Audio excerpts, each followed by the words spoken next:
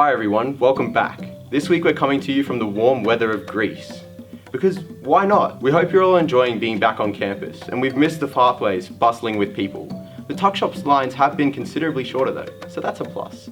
Remote learning has been an exciting and challenging time for us all, but your teachers have been working hard to maintain a high standard of education, whilst also taking into account your mental health and well-being. Hey Lexi!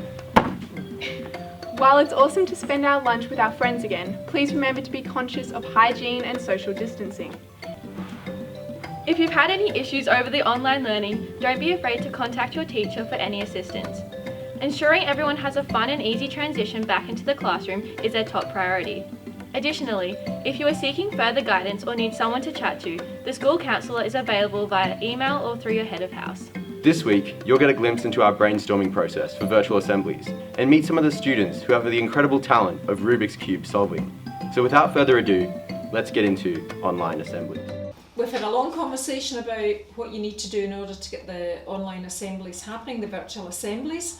I've explained it a number of times. I've asked you if you've got any questions. You've told me you're all okay, so I'm going to leave you to it. I know you'll do a fabulous job. I have to go. I've got another meeting. Good luck, and I'll see you when I see you. Thank you, Mrs. Kennedy. Guys, what are we going to do? The students want something new, cutting edge. Okay, hear me out. Mulligan horse costume, junior school playground, ticked. Tane, no. But it has to be something educational that also gets the students involved. Here is a plan. Mr. Springle, para, handstand competition.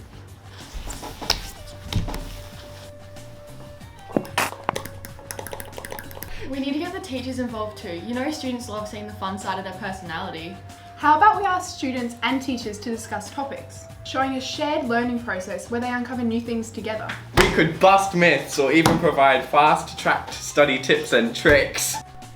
Tane, what are you doing? I've got it. Hello, so today we're here with Harry Goodall and his amazing talent of Rubik's Cube solving. So how long have you been doing this for? 7 days. So I've been practicing every afternoon and trying to remember all the algorithms that you need to know to solve it. Okay, so today we have a competition to see who can solve the Rubik's Cube the fastest. Competitor 1, illustrious school captain Tane Wood. Competitor 2, Harry Goodall. Competitor 3, anonymous third party. If you can guess which one is Tane, he promises you an elbow bump.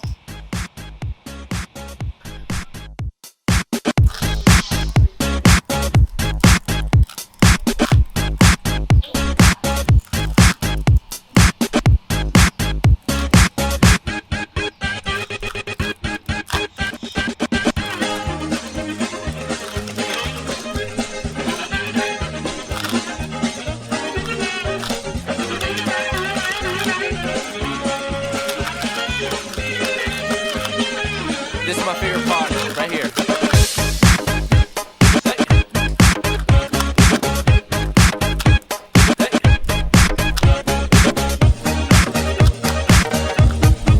Let's go.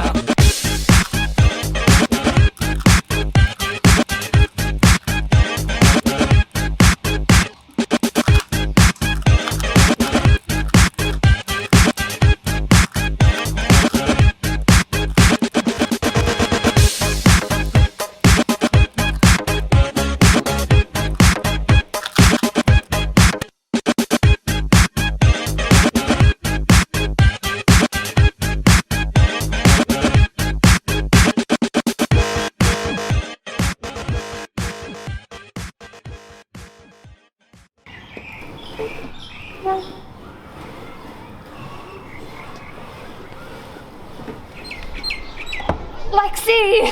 Help me! I'm busy reading up on Miss Port. She's our next guest.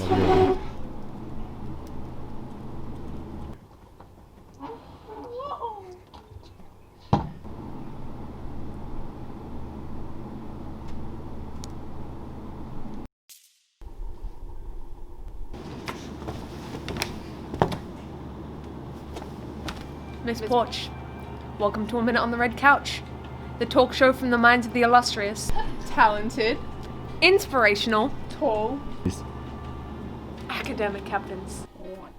Give that maybe a 3, maybe a 4. So, jumping right in. How did you find the online schooling? Well, ladies, as a 21st century teacher, I've been training for this moment my whole life. So, it was just this tragedy, yes, but also this perfect opportunity to inspire the curious and teach them how to persevere through challenges, to show compassion to others and themselves while they really grapple with the deep questions that help us get a sense of our integrity. Questions like, will my teacher know if I'm getting a snack during class? Those things that we wrestle. Literature and English. That's your forte. So tell us, favorite book, author, and film? Good question. Do I have to choose just one? I think it'd have to be Heart of Darkness.